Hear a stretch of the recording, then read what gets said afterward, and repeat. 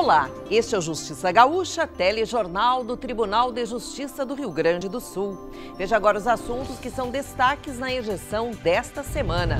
Resolução altera a fluência nos prazos dos processos eletrônicos enquanto vigorar a bandeira preta. Vara especializada em feminicídio será instalada no Dia Internacional da Mulher. Abertas inscrições para famílias acolhedoras em Porto Alegre. Saiba como participar.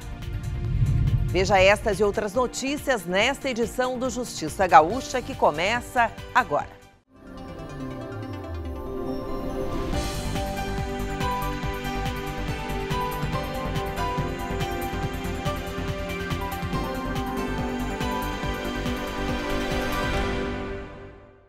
O presidente do Tribunal de Justiça, desembargador Voltaire de Lima Moraes, assinou a Resolução 001/2021, modificando a fluência dos prazos nos processos jurisdicionais e administrativos que tramitam de forma eletrônica. O documento determina que, em caso de bandeira preta ou lockdown, ficará estabelecido o sistema diferenciado de atendimento de urgência. O documento também estabelece que, durante a vigência da bandeira preta, fluirão normalmente os prazos dos processos eletrônicos, porém permanecendo suspensos os referentes aos processos físicos. Em caso de lockdown, por intermédio da autoridade estadual ou municipal, nas localidades que sediam as comarcas, todos os prazos processuais, físicos e eletrônicos serão suspensos.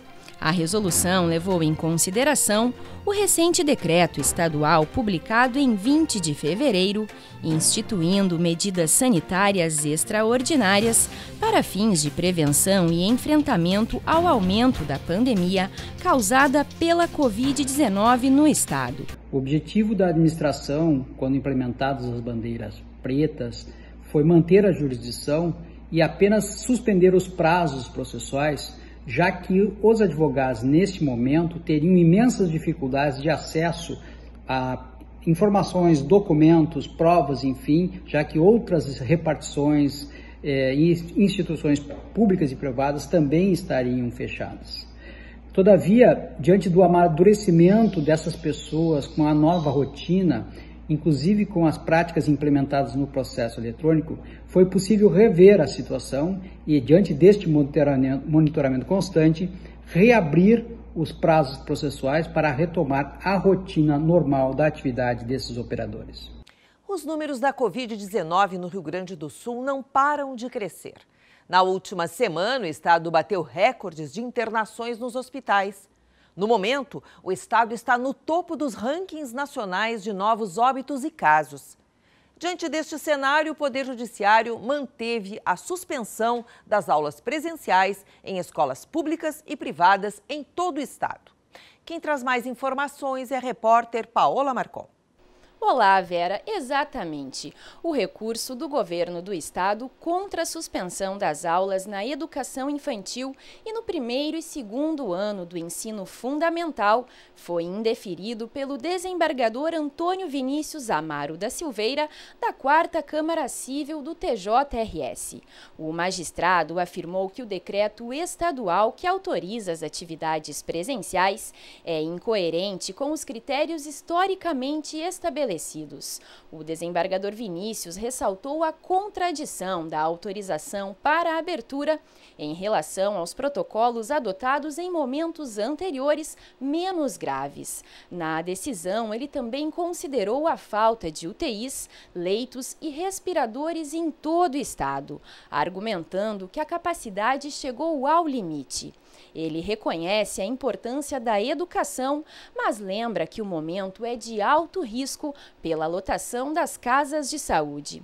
Após a liminar do Judiciário, a Procuradoria-Geral do Estado recorreu ao Supremo Tribunal Federal para a suspensão da mesma, mas o pedido foi rejeitado pelo STF. Por isso, as aulas presenciais continuam suspensas no estado, enquanto vigorar a bandeira preta do distanciamento controlado, independente de eventual flexibilização de protocolos. A Corregedora-Geral da Justiça, desembargadora Vanderlei Terezinha Tremeia Kubiak, acompanhada dos juízes corregedores André de Oliveira Pires e Luiz Antônio de Abreu Johnson, realizaram na última semana de fevereiro um roteiro de visitas por comarcas da fronteira oeste do estado. As visitas fazem parte do plano de interiorização da atual administração do TJ. Tiveram início antes mesmo da pandemia, mas foram interrompidas pelo isolamento social. Agora, a equipe da Corregedoria retoma o projeto e busca uma maior aproximação com as comarcas e com a comunidade gaúcha. Para que nós possamos estreitar os laços e poder compreender as necessidades locais e também mostrar à população quais são os nossos serviços e, em especial, nesse período tão difícil de pandemia, quando o Tribunal de Justiça se reinventou e passou a oferecer inúmeros serviços totalmente virtuais e online. O roteiro começou pelas cidades de Bagé, Santana do Livramento e Uruguaiana. Observando todos os protocolos sanitários contra a Covid-19, o Salão do Júri das Comarcas sediou os encontros. Participaram magistrados, servidores, advogados, membros do Ministério Público e da Defensoria e outros operadores do direito. Cada grupo foi ouvido separadamente. Se possibilitou ter um conhecimento um pouco maior da realidade vivenciada em cada uma dessas comarcas e também possibilitou a Corregedoria levar a essas comarcas as providências adotadas nesses tempos tão difíceis de pandemia. Durante os encontros, integrantes da Corregedoria ouviram manifestações sobre as necessidades locais e sugestões a serem implementadas para aprimorar os serviços. Também concederam entrevistas à imprensa local e informaram sobre a atuação do Judiciário Estadual durante a pandemia. A Corregedora-Geral e os juízes corregedores não só expuseram a atuação do Judiciário durante a pandemia, mas também prestaram esclarecimento sobre e orientações sobre serviços do Poder Judiciário, as plataformas de acesso digital, principalmente ao Juizado Especial Online, ao Sejusc Cidadão Online, ao Sejusc Empresarial, ao projeto piloto desse Sejusc Saúde, enfim, a todas as novas formas, as multiportas de acesso ao Poder Judiciário. Esse é o primeiro de uma série de roteiros mensais que estão no planejamento da Corregedoria Geral da Justiça. A próxima região prevista para ser visitada será o Alto Uruguai, no final do mês de março. É importante essa visita aos mais diversos locais para que nós possamos tanto compreender as necessidades das comunidades, quanto poder divulgar os nossos serviços que estão à disposição do cidadão.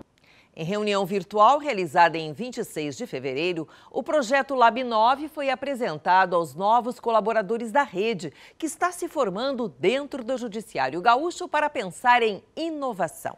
O Laboratório de Inovação do Tribunal de Justiça do Rio Grande do Sul, idealizado pela Comissão de Inovação do mesmo tribunal, foi recentemente criado e agora o nosso grande desafio é implementá-lo. E implementá-lo para que funcione de modo diferente, inovador.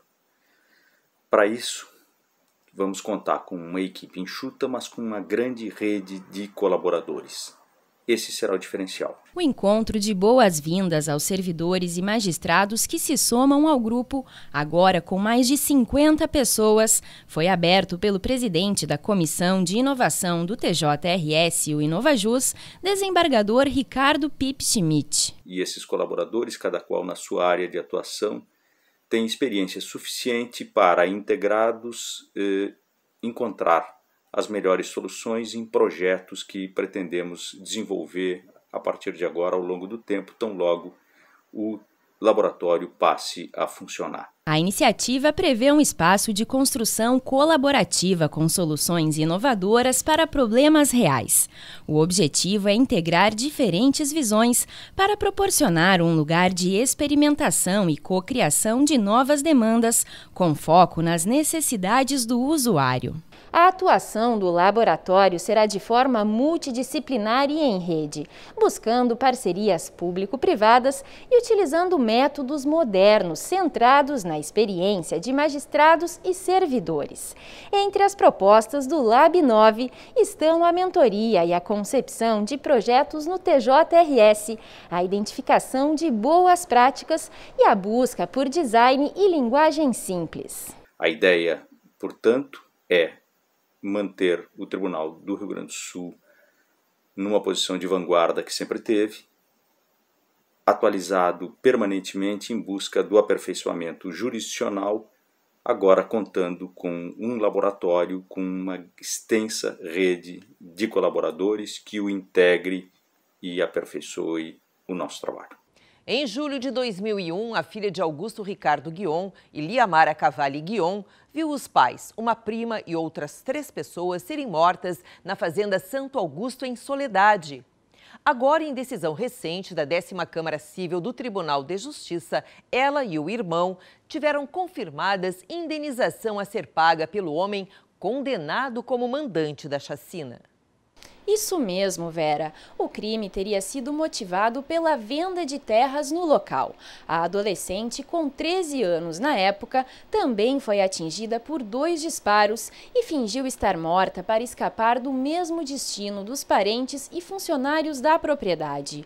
O recurso do réu foi negado por unanimidade. Ainda na comarca de Soledade, o juiz atendeu ao pedido de indenização por danos extrapatrimoniais aos irmãos, fixando o pagamento em mais de 3,5 milhões de reais no total a serem atualizados. O júri foi realizado em 2015. Mairol Batista da Silva teve pena fixada em 118 anos de reclusão em regime fechado. Ele está recolhido no Presídio Estadual de Soledade. Os autores Augusto Ricardo Guion Júnior e Joana Cavalli Guion moveram contra o réu Mairol Batista da Silva ação indenizatória, onde este foi condenado ao pagamento de 2 indenizações, sendo que para o autor Augusto o valor de R$ 1.567.500 reais e para a autora Joana o valor de R$ 2.090.000 reais.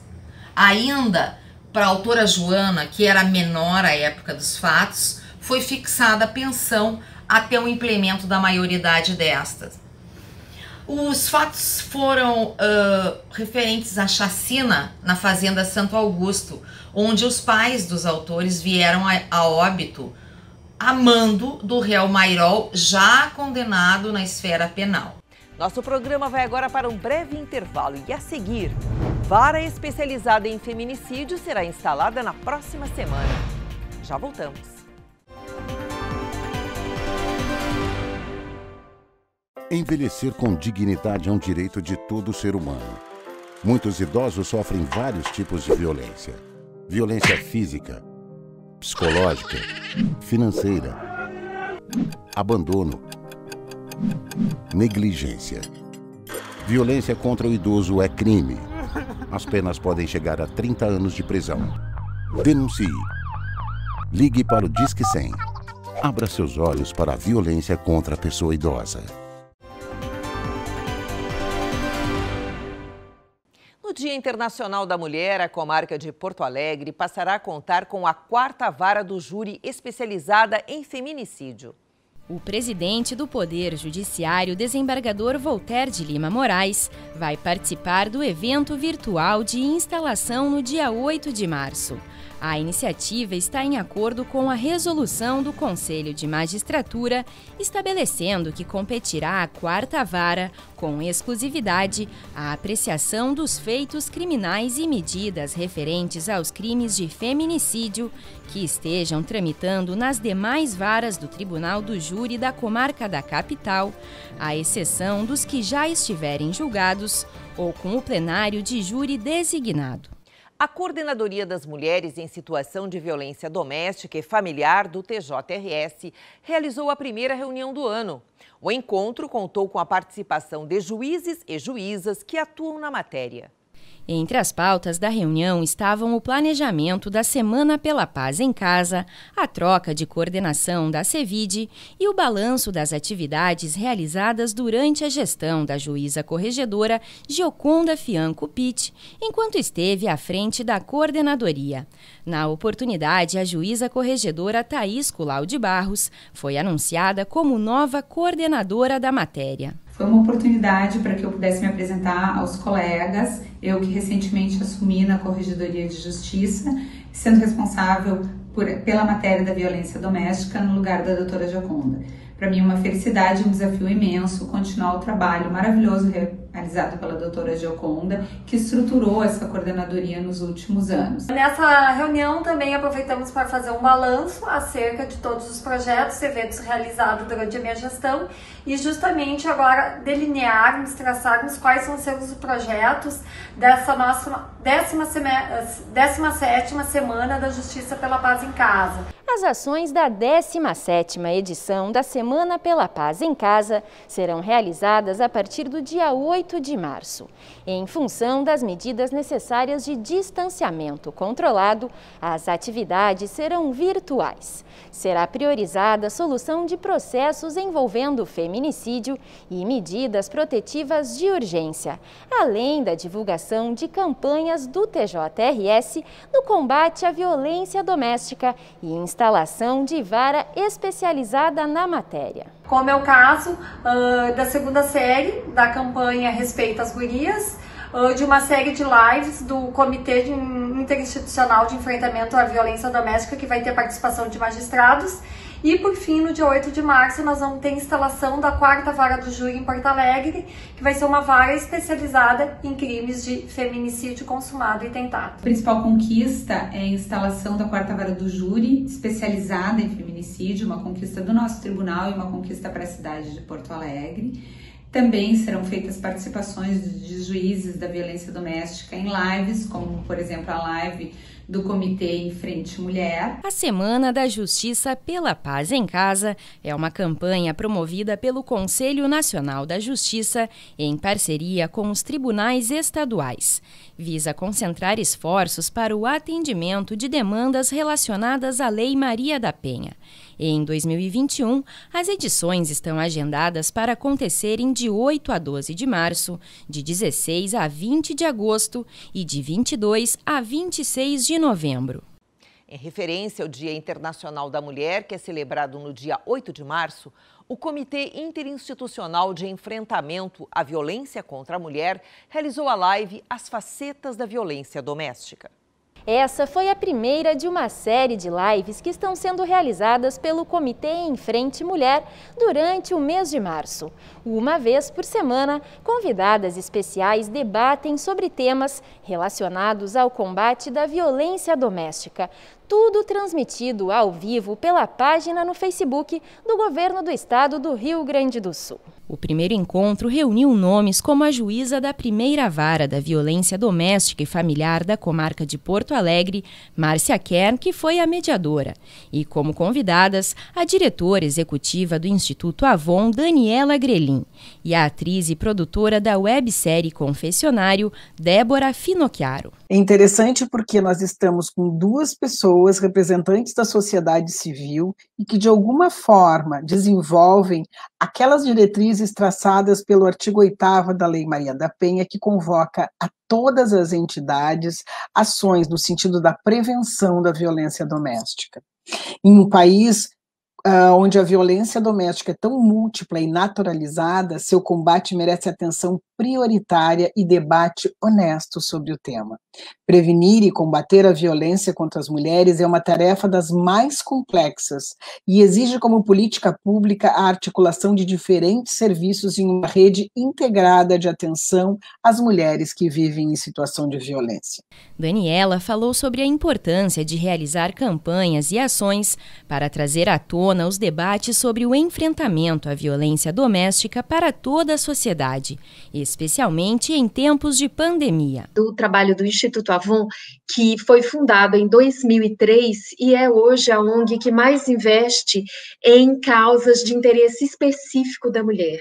E nessas causas destaca-se no tema dos direitos humanos o enfrentamento da violência contra as mulheres, que é o tema que a gente identificou junto às próprias mulheres como desafio mais premente para que elas tenham condições de viver uma vida plena, de se empoderarem e perseguirem os seus sonhos, né, como merecem. Isso faz a diferença e a gente não poderia deixar de se unir, porque não é uma causa da qual a gente pode desistir.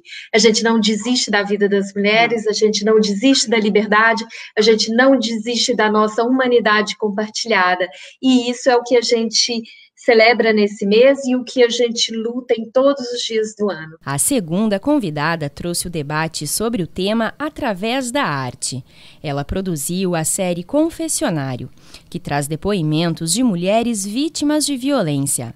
Débora também destacou a importância do trabalho em rede para combater a violência e acolher essas mulheres. Não tenho mais a menor dúvida que a única forma da gente conseguir transformar alguma coisa é através de rede, é através da contribuição das diferentes instâncias da sociedade civil. As próximas lives acontecem nos dias 8, 15, 22 e 29 de março, às 18 horas, e serão transmitidas ao vivo pelo Facebook do Governo do Estado.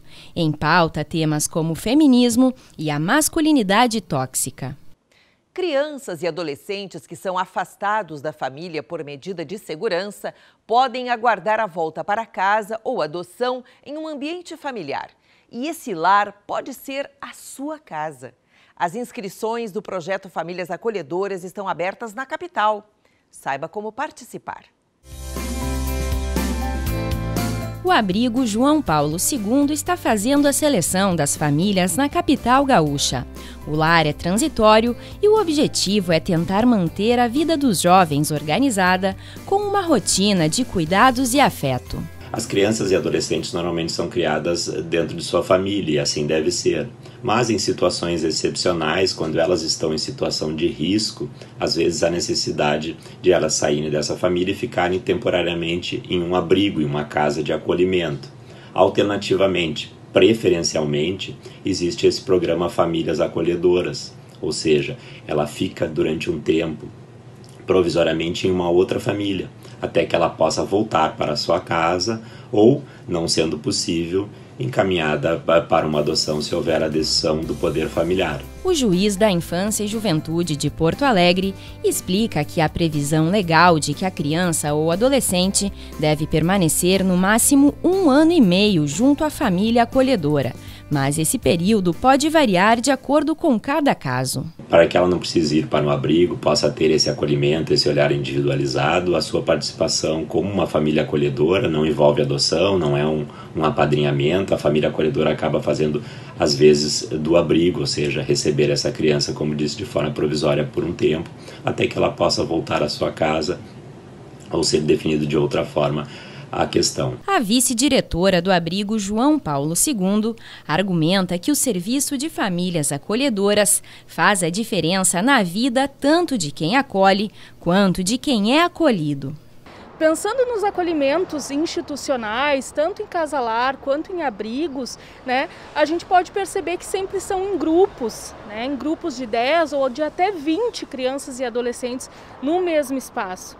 Já o Família Acolhedora, ele possibilita esse olhar individualizado, o afeto individualizado, proporcionando então um ambiente acolhedor, um ambiente protetivo e que de fato possibilite o pleno desenvolvimento dessas crianças. O momento agora é de procurar parceiros que possam acolher as crianças e adolescentes que necessitam de abrigo.